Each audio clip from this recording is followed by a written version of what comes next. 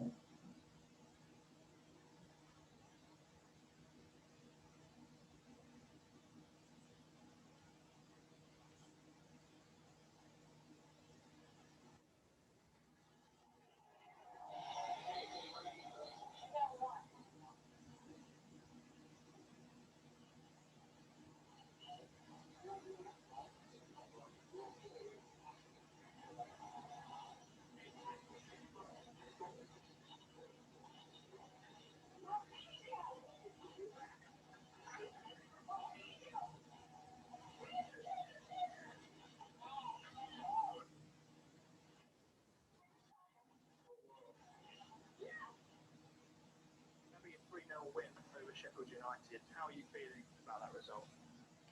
Yeah, I'm feeling a bit tired, but I'm so happy with the goal we didn't have there, with the victory, 3 points. You had to wait a little while.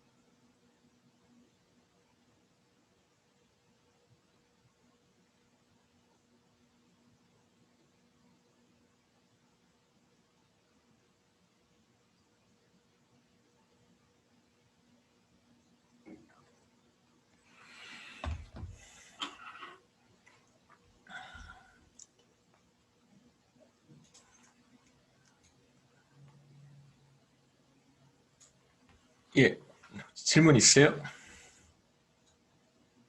잘 들리시죠? 우리 4장 지난 시간에 마켓 바스켓 어나리시스 좀 하고 있었는데 질문 있으시면 예, 질문하시고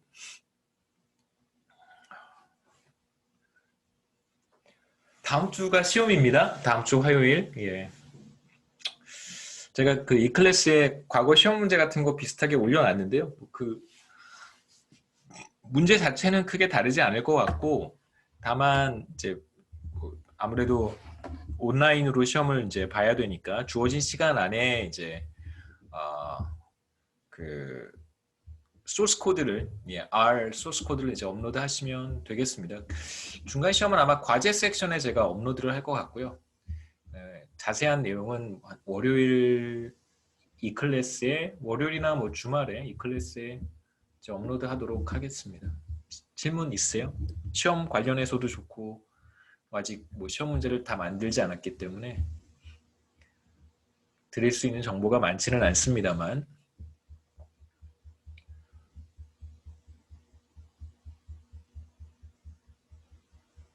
예, 우리가 4장 마켓 바스켓 어널리시스에 대한 이야기를 좀 하고 있었고요.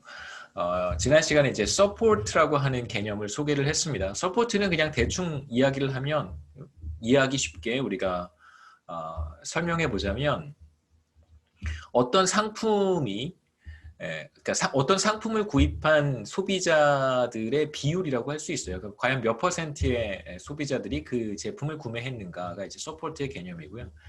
이제 조금 더 확장해서 생각해 본다면 뭐 하나의 제품만을 가리키는 것은 아니고 뭐 2개, 3개, 여러 개 그 제품들을 구매한 사람들은 얼마나 되는지 그 비율을 가리키는 개념이라고 할 수 있습니다.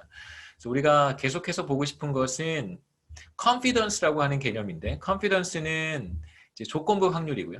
우선 조건부 확률을 한번 살펴보고 그러니까 이걸 어떻게 confidence에 연결해 볼 수 있는지 생각해 보죠. 우선 이제 X라고 하는 사건과 Y라고 하는 사건이 있습니다. 그래서 X라고 하는 사건이 발생할 확률 PX라고 우리가 쓰고요.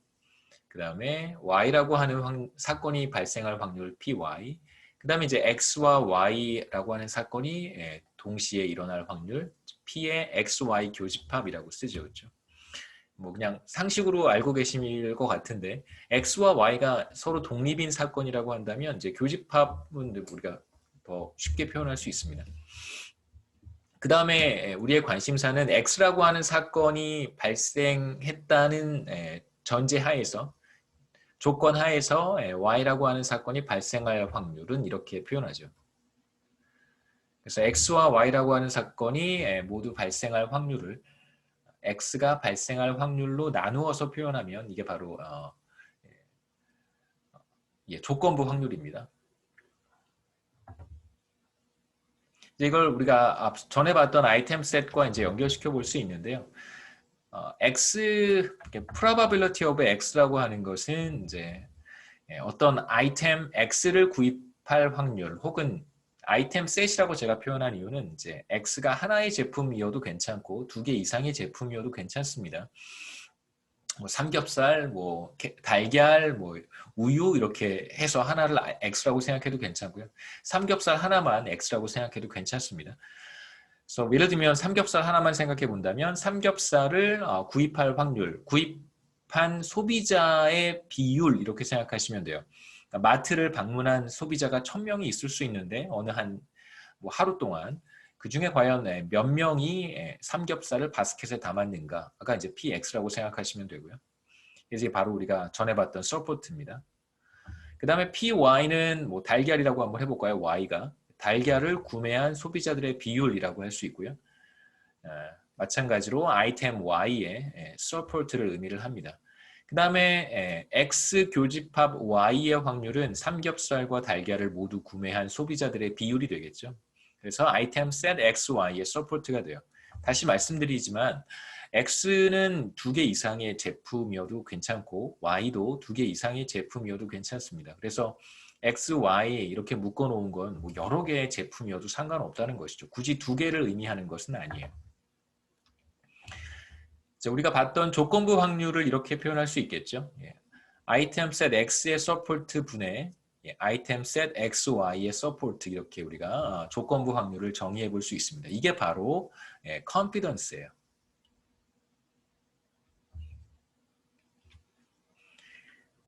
그래서 상관 법칙을 이제 한번 생각해 봐야 되는데 우리가 이제 그 4장의 마지막 부분에서 이제 어떤 그 관계 같은 것들을 좀 찾아보고 싶거든요.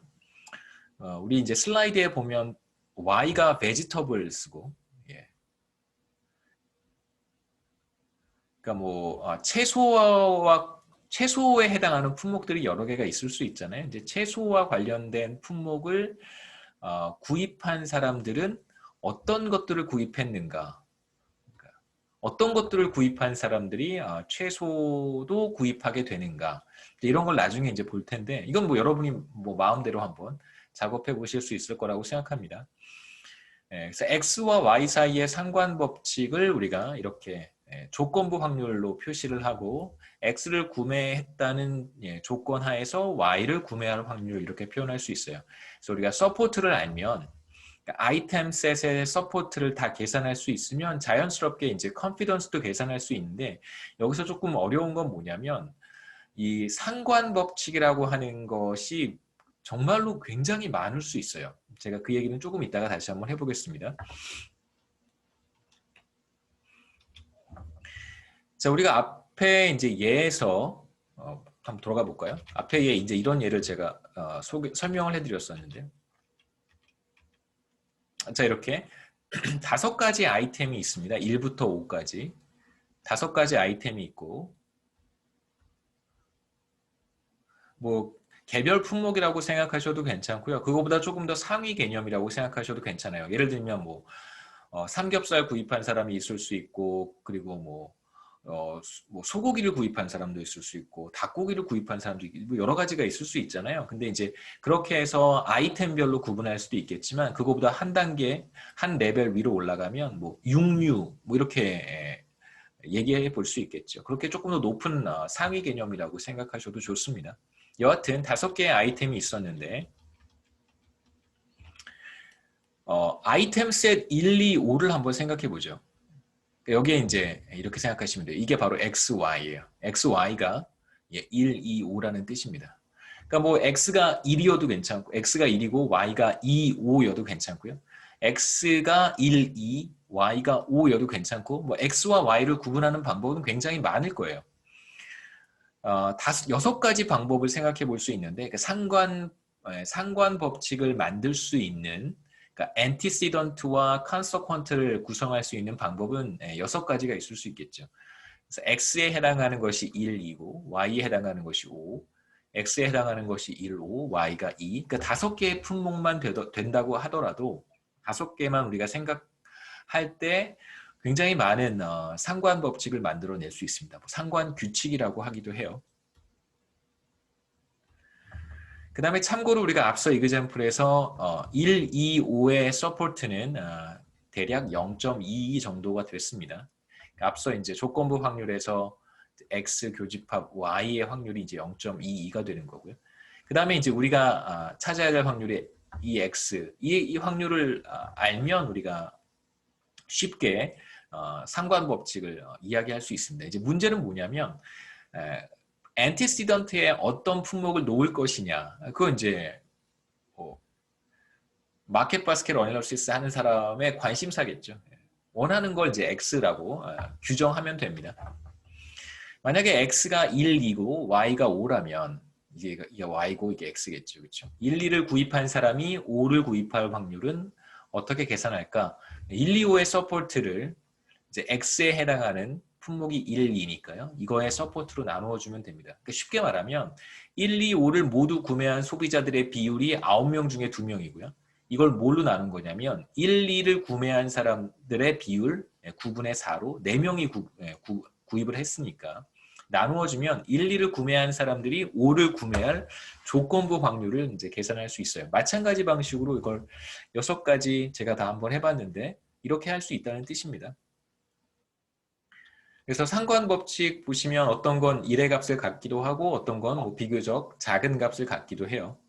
다양한 값을 갖겠죠.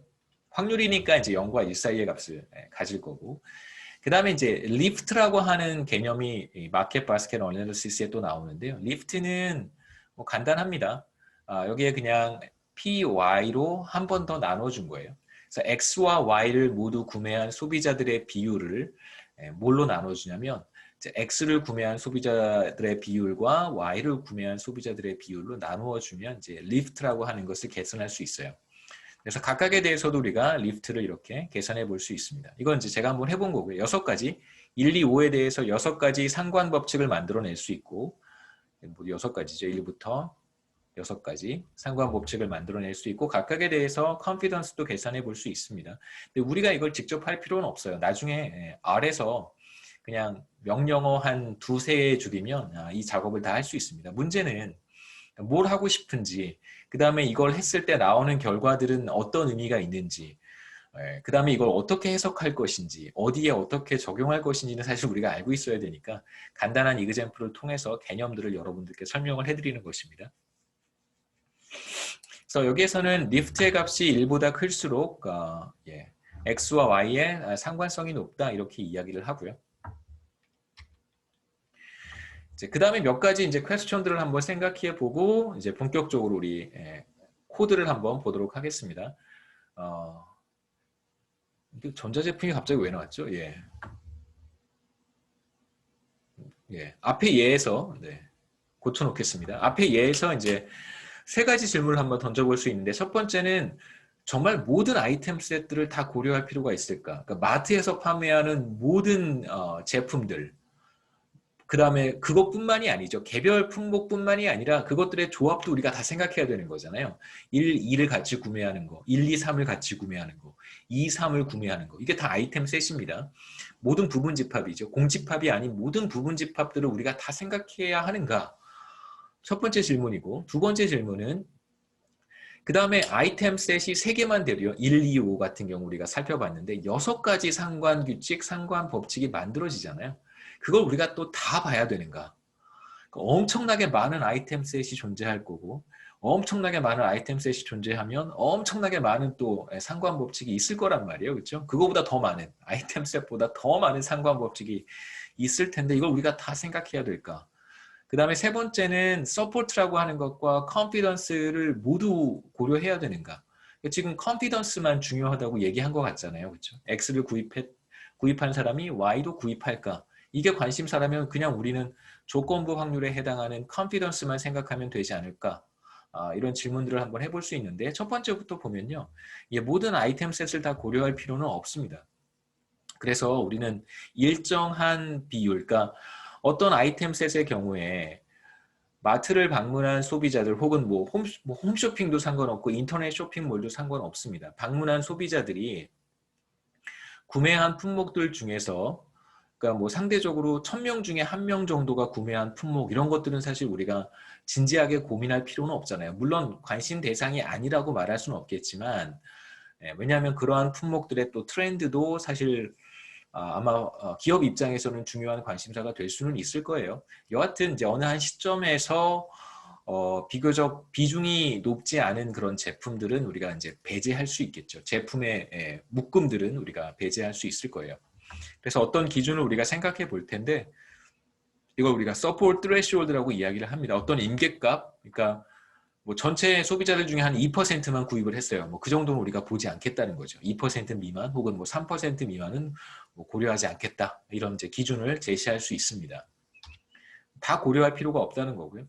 마찬가지로 상관법칙도 굉장히 많을 텐데 이걸 다 우리가 생각할 필요는 없을 거예요. 그래서 어떤 일정 기준, 어떤 값보다 조금 낮은 값들은 우리가 배제하고 생각을 할 수 있겠죠. 그래서 이 기준이 되는 값을 우리가 confidence threshold라고 부릅니다. confidence의 임계값 이렇게 부르셔도 괜찮고요. 지나치게 낮은 값들은 우리가 생각하지 않을 거예요. 이제 이걸 제가 간단하게 소개하는 이유는 이제 코딩을 할 때 그런 기준들을 이제 여러분들이 제시할 수 있습니다. 어떤 값 미만은 우리가 보지 않겠다. 이런 기준을 제시할 수 있기 때문에 제가 R 코드랑 이쪽 마케팅에서 사용하는 용어들을 이렇게 섞어서 제가 말씀을 드리는 거고요.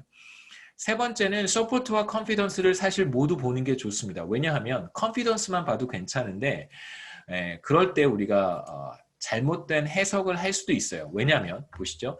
confidence는 X를 구입한 소비자들의 비율을 X와 Y를 모두 구매한 소비자들의 비율로 거꾸로죠. 비율을 나눠준 거예요. X와 Y를 모두 구매한 소비자들의 비율을 X만 구입한 소비자들의 비율로 나눠준 값입니다. 그런데 이게 만약에 X와 Y를 모두 구매한 소비자도 한 명이고 그 다음에 뭐 예를 들면 저희 집에서 햄스터를 키우거든요. 뭐 햄스터를 키우는 사람들이 많기는 하겠지만 예를 들어서 X가 햄스터 모래고요. X가 햄스터 모래. 그 다음에 Y가 햄스터 간식이라고 한번 해보죠. 모래와 간식이에요. 근데 마트를 찾는 사람들 중에서 햄스터 모래와 간식을 사는 사람들이 뭐 적지는 않을 거예요. 하지만 뭐 제가 이렇게 가끔 사러 가면 별로 없어요. 햄스터 모래와 간식을 사는 사람들이 별로 없습니다. 그러면 어느 하루에 1000명이 방문을 했는데 저도 포함해서 햄스터 모래와 간식을 산 사람은 저밖에 없어요. 그러면 X의 서포트는 1000분의 1이니까 0.001이 될 것이고 그 다음에 XY의 서포트도 저밖에 구입하지 않았기 때문에 0.001이 될 거예요. 그런데 이 컨피던스를 계산해 보면 0.001분의 0.001이니까 1이란 말이에요. 그러니까 이걸 컨피던스만 보면 결과를 잘못 해석할 수도 있어요. 그러니까 되게 중요한 것처럼 보인단 말이에요. 모래를 산 사람이 모래와 간식을 같이 사더라 라고 하는 결과가 1이 나왔어요. 근데 이건 사실상 서포트를 이렇게 들여다보면 그렇게 대단한 컨피던스는 사실 아니거든요. 어떤 한 사람이 그냥 그걸 구매한 것이기 때문에. 그래서 컨피던스만 보면 사실 굉장히 발생하기 어려운 구매하지 않는 아이템들에 대해서 우리가 잘못된 판단을 할 수도 있기 때문에 가능한 서포트와 컨피던스를 같이 보는 것이 좋습니다. 물론 이제 우리가 아래서는 다 같이 보여주죠. 그래서 슈퍼마켓에서 판매하는 제품의 숫자는 굉장히 많고요. 그 다음에 많은 사람들이 마트를 방문을 합니다. 그래서 아이템 셋도 어마어마하게 많고 상관법칙은 그거보다 훨씬 더 많아지겠죠. 그래서 우리는 어떤 threshold, 서포트의 경우에도 어떤 threshold보다 작은 값은 이제 고려하지 않을 것이고 마찬가지로 confidence도 어떤 일정 값보다 이제 작은 것은 이제 고려하지 않을 거예요.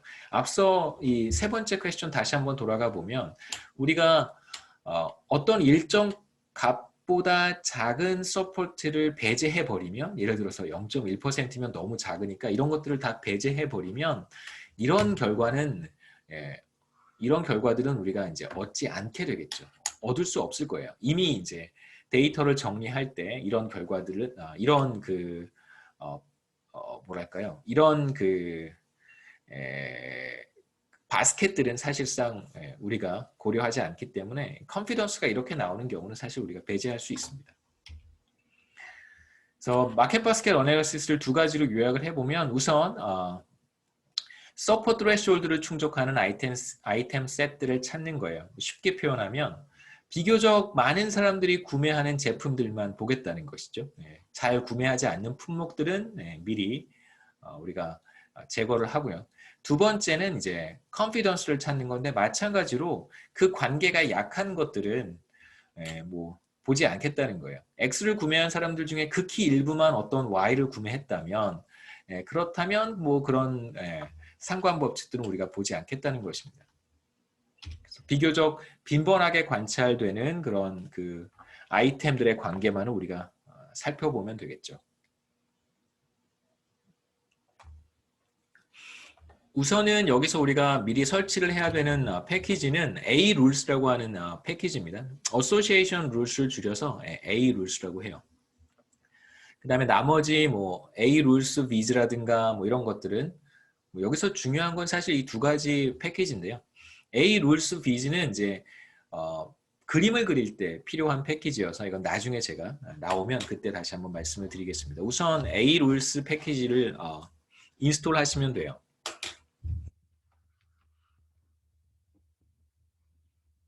제가 한번 해보죠. 저는 이미 설치를 했는데요.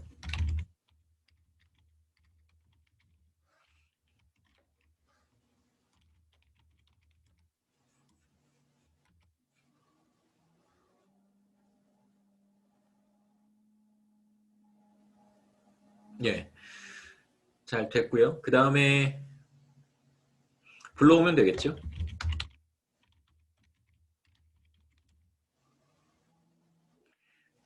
잘 하셨을 거라고 생각합니다. 자, 그 다음에 우리가 우리 교재에서 사용하는 이제 groceries,라고 하는 일종의 이제 transaction data라고 부르는데요. 그 transaction data는 여기 A rules라고 하는 패키지에 포함이 되어 있는 일종의 샘플 데이터라고 할 수 있어요. 그러면 이제 실제로 우리가 그 마트에서 획득한 어떤 스캐너 데이터 같은 것들이죠. 바스켓 구매 자료들을 어떻게 활용할 수 있을까? 이런 질문을 가지실 수 있는데 제가 방법들을 몇 가지 제가 소개를 하도록 할게요. 그 다음에 국문으로 그러니까 우리말로 한글로 되어 있는 경우는 또 어떻게 불러올 수 있는가? 제가 이 클래스에 간단하게 같이 좀 정리를 해놨는데요. 뭐 같이 보시면 도움이 될 것 같습니다.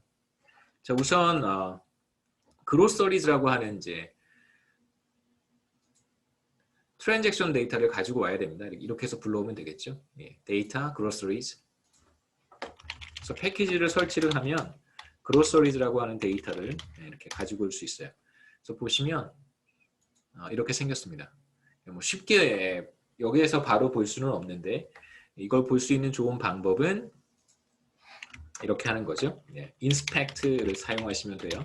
groceries. 그러면 이제 모두 9,835명의 소비자들의 어떤 품목들을 구입했는지 우리가 쉽게는 아니죠. 확인할 수 있어요. 예를 들면 9,834번째와 9,835번째를 보시면 9,835번째 볼까요? 치킨, 트로피칼 프루트, 그 다음에 other vegetables, 그러니까 vinegar, shopping bags 이렇게 하나, 둘, 셋, 넷, 5가지 품목을 구입을 했습니다.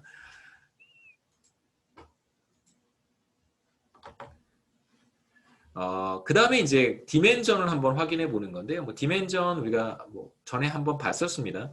모두 첫 번째 디멘전은 그 소비자들 바스켓의 개수라고 할 수 있겠죠. 관측지의 숫자라고 할 수 있고, 그 다음에 두 번째 디멘전은 아이템의 개수라고 할 수 있어요. 여기 보시면 이쪽 정보에서 여기 마우스가 보이실 거라고 생각하는데 이렇게 한번 해볼까요? 보시면 여기 9,835, 169에 해당하는 것이 바로 각각 바스켓의 개수와 이제 아이템의 개수라고 할 수 있습니다.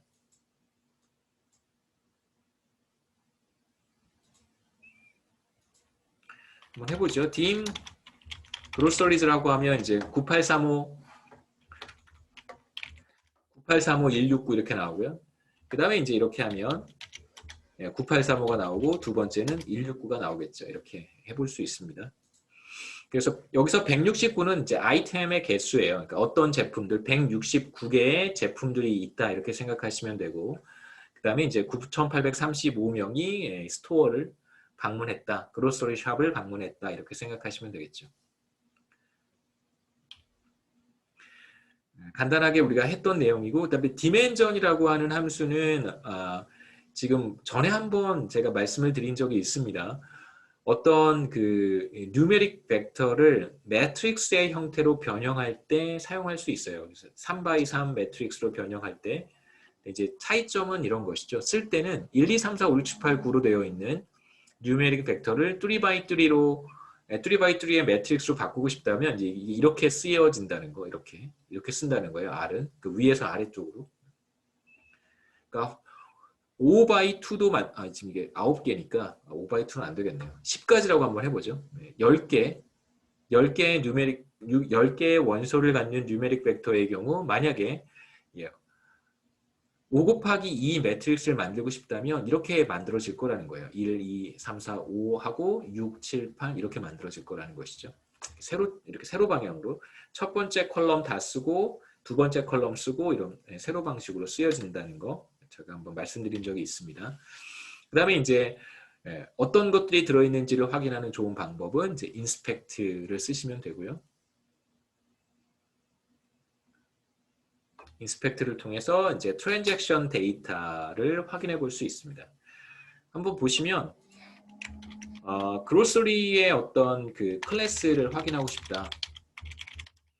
트랜잭션이라고 얘기를 합니다. 그러니까 A 룰스에서 사용할 수 있는 어떤 데이터의 뭐 클래스, 데이터의 유형, 자료 유형, 변수 유형이라고 생각하시면 되겠죠.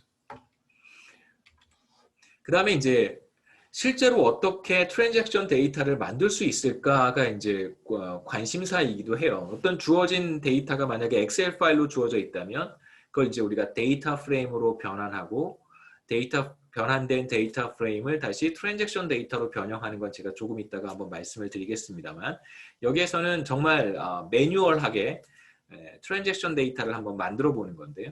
지금 우리 이그젬플에서 봤던 것처럼 첫 번째 사람, 두 번째 사람, 세 번째 사람은 제가 아이디로 표현을 했고 그 다음에 첫 번째 사람이 1, 2라고 하는 아이템을 구매를 했습니다. 두 번째 사람은 2를 구매를 했고 세 번째 사람은 2, 3을 구매를 했어요. 이제 품목의 이름을 바꾸는 거는 제가 또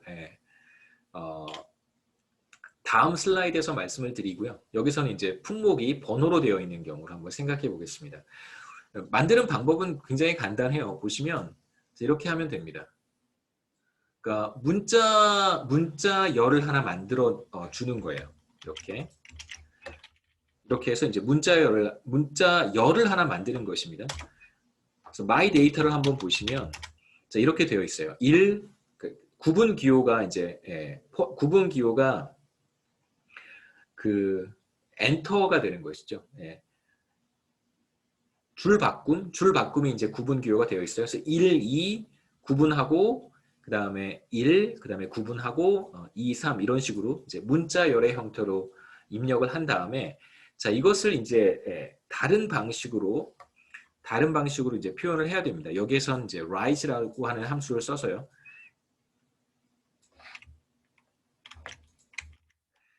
my basket으로 저장을 하는 거예요. 그 다음에 이제 그러니까 A 룰스에 있는 트랜잭션 데이터로 변형을 하면 됩니다. 그럼 사실 다 된 거예요. 여기서 마찬가지로 read transaction이라고 하는 함수를 사용을 해서요. 주어진 데이터를 변형하면 됩니다.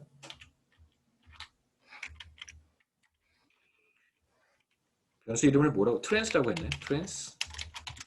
이렇게 하면 되는데 여기서 이제 한 단계 중요한 과정은 이제 my data라고 하는 문자열로 되어 있는 변수를 우선 my basket이라고 저장을 해야 되고요. 이제 my basket을 A 룰스에 있는 함수입니다. read transactions라고 하는 함수는 A 룰스에 있는 함수예요. 이걸 이제 basket 형태로 트랜잭션 데이터의 형태로 변형하면 되고요. 이제 구분 기호는 컴마였었어요. 그렇죠? 이렇게 하면 트랜스를 볼 수 있는 텐스가 됐네요. 트랜스로 바꿔 쓰겠습니다. 트랜스가 됐고요. 이 트랜스가 어떻게 생겼는지는 마찬가지로 인스펙트를 이용하면 돼요. 인스펙트에 트랜스를 하면 트랜스 데이터를 확인할 수 있습니다. 이렇게 돼요. 지금 우리가 보고 있는 그로서리스라고 하는 데이터와 같은 형태가 됩니다. 이렇게 해서 만들 수 있어요. 간단한 방법이고 매뉴얼하게 할 수 있는 간단한 방법이고요. 그 다음에 또 다른 방법은 데이터 프레임의 형태로 되어 있는 건데 이건 뭐 제가 따로 말씀드리지 않아도 한번 해보실 수 있을 거라고 생각합니다. 그래서 이건 뭐 기본적으로 간단한 이미 여러분들이 한 번쯤 다 보셨던 명령어들을 사용해서 데이터 프레임을 트랜잭션 데이터의 형태로 바꾸는 작업이고요. 그럼 이건 한번 제가 해볼게요. 이건 스플릿이라고 하는 함수를 사용을 하는 건데 이건 뭐 나름 재밌습니다. 그래서 우선 데이터 프레임을 하나 만들고요. 데이터 프레임은 첫 번째 사람이 A를 구입했고 첫 번째 사람이 또 B도 구입했고 그 다음에 두 번째 사람이 A 구입하고 두 번째 사람이 B를 구입 이런 식의 이제 데이터가 주어지면 이건 어떻게 변형할 수 있을까? 우선 한번 데이터 프레임부터 만들어 보죠. 주어진 데이터 프레임 이렇게 주어지면 이 데이터 프레임을 이렇게 트랜잭션 데이터로 바꾸는 것이 우리의 목적입니다. 여기에서는 아까와 다르게 문자로 되어 있고요. 아이템들이 자, 우선 이거부터 한번 해보죠.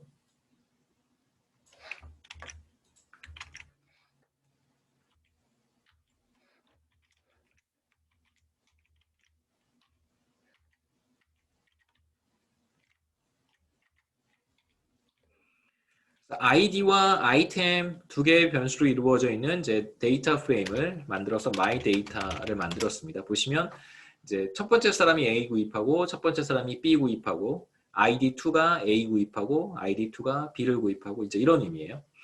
여기서 split이라고 하는 함수를 사용을 하면 굉장히 유용하게 변형을 할 수 있습니다. 한번 써보죠. split 하고요. 여기에서 우리가 그 split이라고 하는 함수는 뭐냐면 어떤 구분이 되는 변수를 사용을 해서 categorize를 하는 거예요. 여기서 구분하고 싶은 기준은 id가 되겠죠. 이제 id에 따라서 이렇게 카테고라이즈를 하는 겁니다. 1은 1끼리 묶고 2는 2끼리 묶고 3은 3끼리 묶고 이렇게 하겠다는 거예요. 데이터 프레임을 입력을 하고요. 그 다음에 이제 여기 구분 기호를 넣으시면 돼요. 구분 기호는 my data의 id가 되겠죠. 안 되나요? id인가요 그냥? 어떻게 했어요? 어떻게 했죠? 잊어버렸습니다. my data items, 예, 죄송합니다. my data 예, items 그 다음에 my data id입니다. 이렇게 하면 id에 따라서 구분 기호가 오른쪽에 오고요. 왼쪽에는 구분하고 싶은 것들이 오면 돼요. 이렇게 첫 번째 사람이 A, B를 구입했고 두 번째 사람이 이제 A, B, C를 구입하고 세 번째 사람이 이제 B를 구입한 이런 식의 데이터로 구분을 할 수 있고 이제 이걸 그 다음 단계는 transaction A 룰에 있는 함수 transaction 사용해서 이제 변형을 하면 됩니다. 이것도 그렇게 어렵지는 않은데요. 우선 split을 저장을 해야 되겠죠. my split로 저장을 하고 그 다음에 마지막 결과를 my trans로 한번 저장을 하겠습니다. as 그 다음에 my split 그 다음에 transaction이라고 하면 될 거예요. 예. 그럼 이제 my trans라고 하는 transaction 데이터를 만들었는데 as라고 하는 함수도 A rules라고 하는 패키지 안에 들어 있습니다. transaction 데이터를 만드는 방법이라고 생각하시면 돼요. my trans 한번 보시면 너무 아래쪽에 있죠. my trans를 한번 보죠. 이렇게 이건 이제 뭐 순서가 좀 달라지긴 했지만 오른쪽에 트랜잭션 아이디가 오고 왼쪽에 아이템이 오긴 하지만 궁극적으로 우리가 하고 싶은 얻고 싶은 결과를 얻었습니다. 이렇게 해서 트랜잭션 데이터를 만드는 방법도 있고요. 그 다음에 뭐 PDF 파일은 넘어가겠습니다. 이제 주어진 트랜잭션 데이터를 보면 어떤 아이템이 누가 어떤 아이템을 뭐 구매했는지를 그래프로 한번 그려보고 싶어요. 그래서 아이템 프리퀀시 플랫이라고 하는 것은 뭐 치킨이면 치킨, 뭐 포크면 포크 이런 것들이 몇 번 관찰되는지 그 비율을 그래프로 나타낼 수 있습니다. 그러니까 몇 번 관찰되는가는 사실 우리가 도수 분포라고 이야기를 하죠. 프리퀀시라고 얘기를 하고 실제로 여기에서 이제 다른 옵션을 주지 않으면 다른 옵션을 주지 않고 그냥 그로서리라고만 하면요. 그러면 여기에 100 몇십 가지였죠. 160가지인가 170가지의 품목들이 있는데 그 품목들 각각 몇 퍼센트의 비율로 나타나는지를 이제 확인해 볼 수 있어요. 그러니까 몇 번 관찰되는가가 이제 프리퀀시라고 할 수 있고 몇 퍼센트 관찰되는가는 이제 relative frequency라고 얘기를 하죠. 상대 도수가 됩니다. 이렇게 입력을 하면 상대 도수를 그림으로 그려볼 수 있어요. 그래서 오른쪽 밑에 예.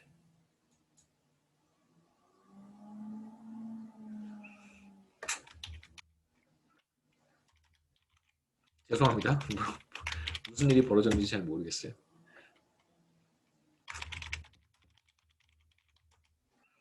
이제 한번 해보죠.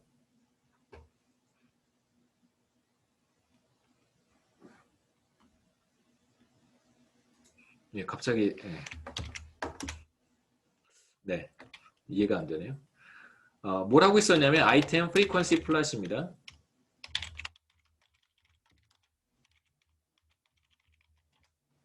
네, 그러면 오른쪽 아랫부분 플랫에 이렇게 그림이 나타나는데 이건 이제 상대 도수예요. 왼쪽 축 이름 보시면 relative 아이템 프리퀀시라고 나오죠. 그렇죠?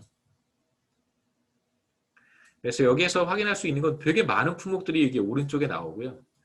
그래서 뭐 잘 식별하는 것은 쉽지는 않습니다만 굉장히 많은 사람들이 구입한 품목이 있을 거예요. 25%. 그러니까 지금 뭐 되게 많은 사람들이 마트를 찾았는데 그 사람들 중에 4분의 1은 이 품목을 다 산 거예요. 그러니까 굉장히 높은 비율로 구매하는 품목들이 있겠죠. 그렇죠? 그다음에 뭐 거의 20% 가까이 구매한 품목들이 이렇게 나타납니다. 그러니까 방문한 사람들 중에 뭐 한 15%에서 20%에 해당하는 사람들은 다 이 품목을 구매했다고 볼 수 있겠죠. 그러니까 사실 우리의 관심은 비교적 많은 사람들이 구매한 품목들일 테니까 굉장히 작은 막대들은 좀 제거하고 싶어요. 예. 그러면 어떻게 제거할 수 있을까? 그 기능들이 마찬가지로 여기 다 있습니다.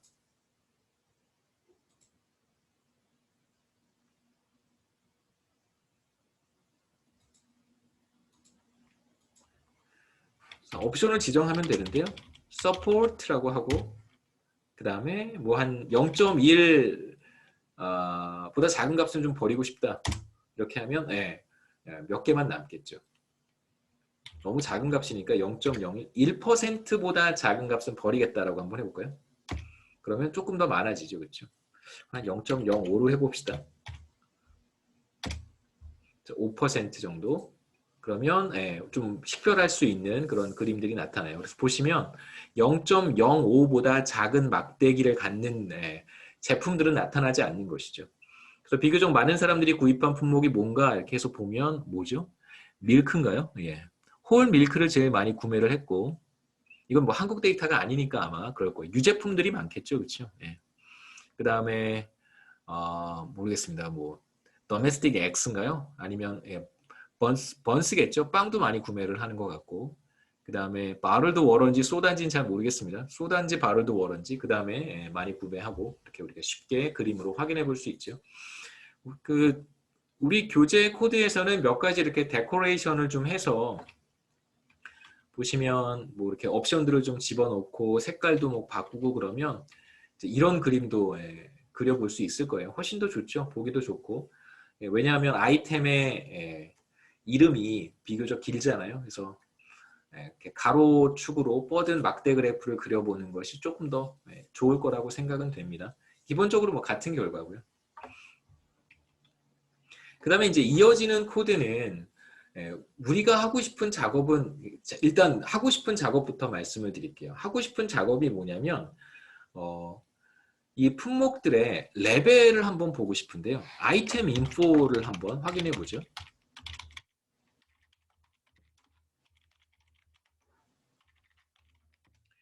아이템 인포를 확인해 보시면 제가 올라가 보겠습니다. 보시면 지금 우리가 봤던 것은 레이블스예요. 레이블스. 그러니까 그 인스펙트를 해서 한번 해볼까요? 이거부터 한번 해보죠. 다시 한번 인스펙트. 이렇게 해서 지금 본 제품 이름들이 나오잖아요. 마지막 사람, 치킨, 트로피컬 프루트, other vegetables. 이게 바로 레이블스예요. 다시 한번 해보겠습니다. 아이템 인포에서 보시면 우리가 조금 전에 봤던 것은 다 레이블스예요. 그러니까 인스펙트를 하게 되면 그거보다 상위 범주들, 그거보다 또 상위 범주들은 나타나진 않는데 아이템 인포를 하게 되면 그 상위 범주들을 확인할 수 있습니다. 우리가 지금 궁극적으로 하고 싶은 작업은 뭐냐면 잊어버리실까 봐 중간에 제가 다른 얘기들을 되게 많이 할지도 몰라서 하고 싶은 건 뭐냐면 그 레이블스가 너무 많잖아요. 170여 개에 달하는 품목들이 존재한단 말이에요. 이제 이거를 단순히 이렇게 계산을 하면 우리가 상관 법칙을 살펴볼 때 너무나 많은 상관 법칙이 만들어질 거란 말이에요. 그래서 이거 말고 상위의 범주들을 이용을 하려고 하는 거예요. 그래서 보시면 프랑크푸르트나 소세지나 뭐 리버러프나 햄, 밋 이런 것들은 다 소세지에 해당이 돼요. 이게 이제 이 품목들의 상위 범주라고 할 수 있겠죠. 그 다음에 이제 치킨, 터키는 폴트리에 해당이 될 것이고 뭐 이렇게 그래서 뭐 구체적으로 치킨도 관심이 있으면 좋겠지만 그러면 너무 많은 상관 법칙들을 우리가 생각해야 되니까 레이블스로 분석을 하지 않고 한 단계 위에 있는 범주인 레벨 2를 사용을 해서 그 관계를 보려고 해요. 근데 이제 이것보다 더 상위 범주로 올라가도 괜찮겠죠. 그렇죠? 레벨 1을 생각해도 괜찮습니다. 그래서 보시면 뭐 포크도 있고 비프도 있고 피쉬도 있는데 이것들을 묶어서 뭐라고 부르냐면 meat and sausage라고 하는 또 다른 상위 범주가 있는 거죠. 여기서 하고 싶은 것은 이런 품목들 어떤 소비자가 예를 들어서 뭐 이렇게 구매했다고 한번 생각해 보세요. 프랑크푸르터, 소세지, 리버로프, 햄, 미트 이렇게 5개를 구매를 했다고 한번 해보죠. 그러면 결국 이 소비자는 뭘 구매한 거냐면 소세지 하나를 구매한 거예요. 소세지 5개를 구매한 거예요. 죄송합니다.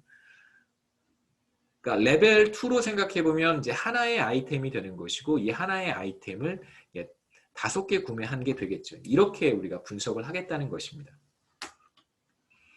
결국은 사실 이제 소세지 하나만 남게 되긴 할 거예요. 우리가 하려고 하는 작업은. 그러면 아이템의 숫자가 확 줄어들어요. 제가 얼핏 기억은 안 나는데 레벨 2에 해당하는 그러니까 상위 범주의 카테고리는 50개 정도 되고요. 이건 지금 150개가 넘잖아요. 레이블스는 150개가 넘고 레벨 2는 한 50개 정도 되고요. 그 다음에 이거보다 또 상위 범주는 레벨 1인데 레벨 1은 한 10 몇 개밖에 되지 않아요. 그러니까 레벨 1을 갖고 하면 조금 그렇고 그렇죠? 레벨 2 정도가 좋을 것 같고요. 보다 더 구체적인 품목에 관심이 있다면 레이블스도 사실은 뭐 나쁘진 않습니다. 뭐 다 한번 해보는 것도 의미는 있겠죠. 다시 돌아가서요.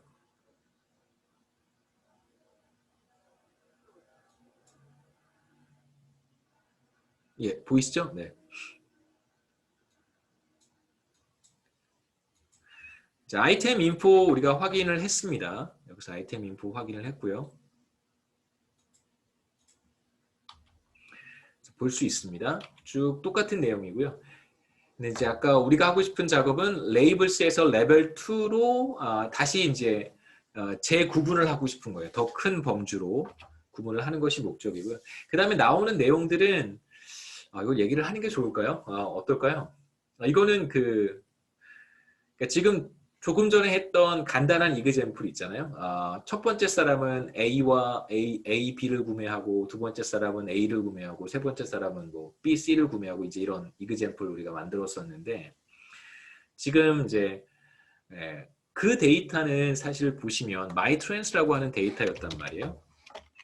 아이템 R이 실행이 다시 한번 만들어야 되겠죠. 그렇죠? 다시 한번 만들어 보죠.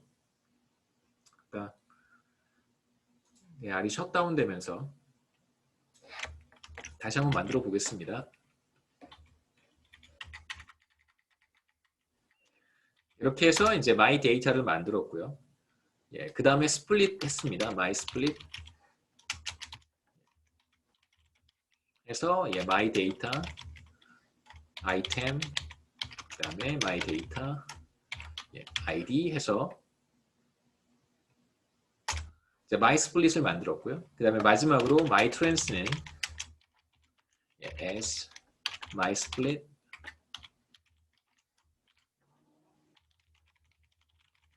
이렇게 해서 my trans라고 하는 데이터를 만들었는데요. 보시면 이렇게 생겼고요.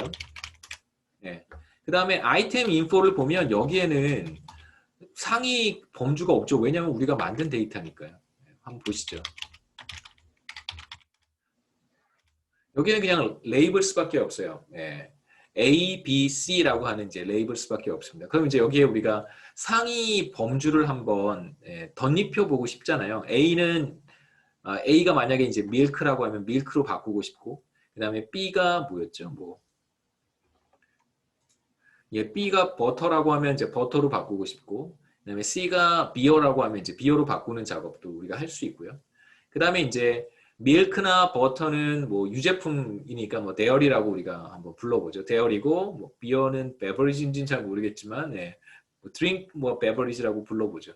이렇게 해서 이제 레벨수를 우리가 추가할 수 있거든요. 근데 그런 작업을 제가 정리를 해 놓은 건데 뭐 우리 코드에는 없어서 여러분 필요하시면 실제로 어떤 식으로 이렇게 직접 레벨스를 추가할 수 있는지 뭐 이런 작업들 해보실 수 있죠. 제가 따로 설명드리지 않아도 하실 수 있을 거라고 생각합니다. 그냥 아이템 인포에 그냥 덧입히시면 되는데요. 한번 해볼까요? 한번 해보세요. 예, 제가 안 해봐도 하실 수 있을 거라고 생각합니다. 한번 해보세요. 예, 그 다음에 이제 우리가 해야 되는 작업은 말씀드렸던 것처럼 레이블스를 보지 않고 레벨 1을 한번 사용을 해서 각각의 소비자들이 어떤 품목들을 구매를 했는지를 다시 한번 이렇게 묶어보고 싶은 것이죠. 그렇죠? 그 작업을 이제 해야 되는데 그 전에 몇 가지 과정들이 필요합니다. 뭘 해야 되는지 여러분 알고 이해하셨으니까 그 과정들도 이해하실 수 있을 거라고 생각을 해요. 우선 레벨들의 개수가 몇 개인지 한번 확인해 볼 필요는 있습니다. 몇 개의 범주들이 존재하는지. 여기 이제 그 이런 형태의 표현이 나오는데 이거 한번부터 실행해 보죠. 아이템 인포라고 하고요. 그로서리스라고 하면 이제 어떤 결과가 나오는지 우리는 알고 있어요. 레이블스, 레벨 1, 레벨 2 이렇게 나올 거예요. 그렇죠? 이 결과를 알고 있습니다. 자, 그런데 여기에다가 만일 이렇게 한다면 괄호를 2개를 반드시 해야 되고요. 여기에 이제 1이라고 입력하면 어떤 결과가 나올까? 이렇게 입력하면 169개의 아이템들이 쫙 나와요. 169개의 아이템들이.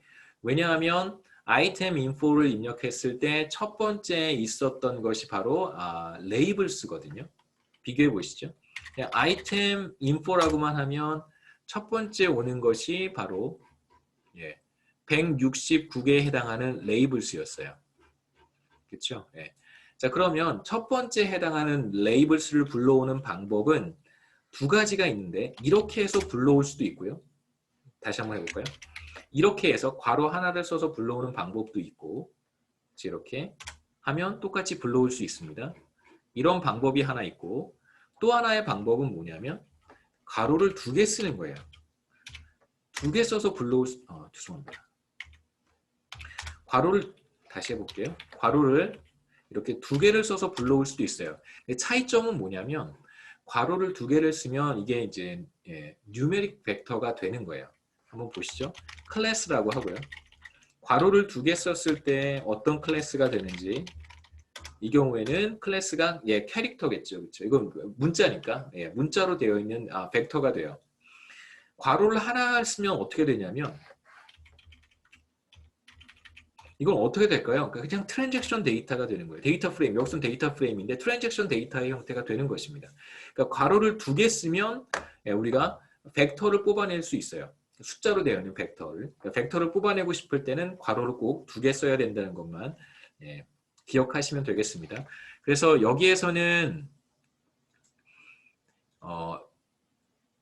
레벨 1하고 이제 쿼테이션 마크를 사용했는데 이게 기본적으로 같은 뜻이에요. 레벨 2를 써도 되고 레벨 2라고 하는 이름을 직접 입력하는 방법이 있고 아니면 레벨 2는 아까 아이템 인포에서 2번째에 있는 거잖아요. 보시죠. 뭐 뻔한 내용이긴 한데요. 아이템 인포 보시면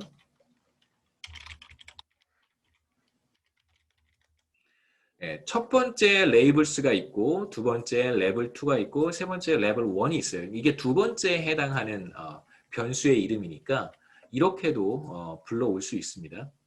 이렇게 한번 해볼까요?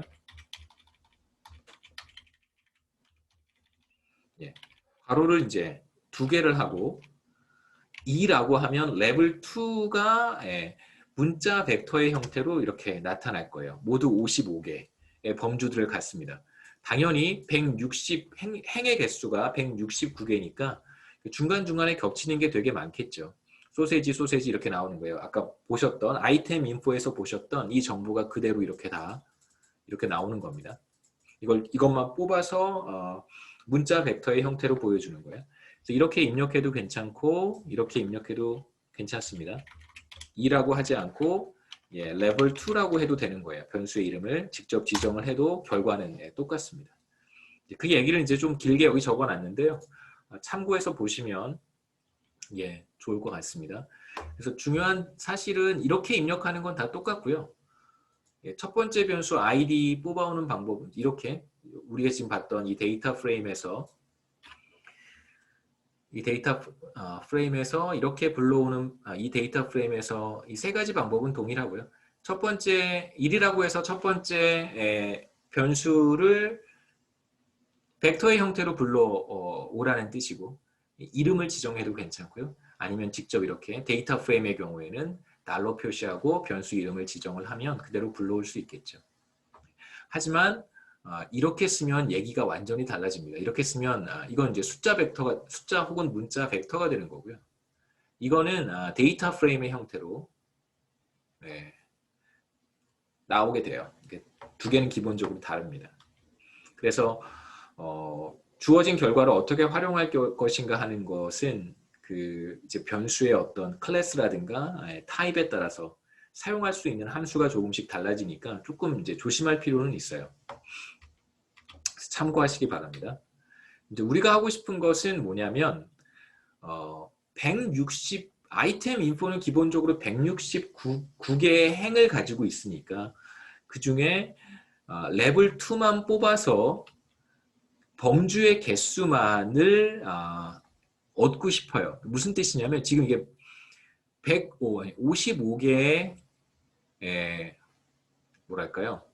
범주들이 존재하는데 이게 지금 각각의 아이템에 55개의 범주를 매칭을 시켜놓은 것이잖아요. 예를 들면 뭐 소세지 같은 경우에도 여러 개의 소세지가 있으니까 굉장히 많은 그 아이템에 대해서 각각의 범주들이 있는데 이걸 이제 55개의 범주들만 따로 뽑아서 길이가 55인 그런 벡터를 만들고 싶습니다. 그럼 이제 levels라고 하는 함수를 사용하면 돼요. 우리가 하고 싶은 것은 이 두 번째 레벨에 대해서 여기에서 이제 55개에 해당하는 범주들만을 이렇게 뽑아오고 싶은 것이죠. 2라고 써도 되고 구체적으로 이렇게 level 2라고 써도 괜찮습니다. 이 중에 이제 범주들만을 뽑아서 하나의 벡터로 만들 수 있겠죠. 길이가 보시면 정확히 55가 됩니다. 그래서 이렇게 levels라고 하는 함수를 이용하게 되면 뭐 범주형 변수의 경우에 범주들로만 구성된 벡터를 얻을 수 있겠죠. 비슷한 작업들을 전에 한번 했었습니다. 그래서 모두 55개, 길이가 55인 문자 벡터를 여기에서 얻을 수 있고요. 이 작업을 R에서 그대로 우리가 수행한 것입니다. 만약에 레벨 1이라고 한다면 그렇다면 대략 한 10개의 범주들로 구성이 되어 있는 길이가 10인 그런 벡터를 우리가 문자 벡터를 얻을 수 있겠죠.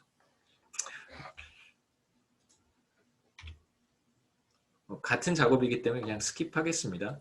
뭐 사실 우리가 궁극적으로 하고 싶은 건 레이블스로 묶는 것이 아니, 레이블스로 분석을 하고 싶은 것이 아니라 레벨 2로 분석을 하고 싶기 때문에 그 얘기를 좀 하고 있고요. 잠깐 쉬었다가 한 10분 정도 쉬었다가 1시 5분쯤에 이어서 보도록 하겠습니다. 애그리게이트 하는 방식, 그 다음에 이제 거의 다 했어요. 상관법칙 계산하는 방법, 그 다음에 이제 간단하게 그림을 그리는 것까지 오늘 볼 수 있을 것 같고, 시간이 조금 여유가 되면 이제 7장의 텍스트 분석으로 넘어갈 텐데요. 뭐 모르겠습니다. 텍스트 분석을 얼마나 할 수 있을지는. 잠깐 쉬었다가 다시 시작하죠. 질문 있어요?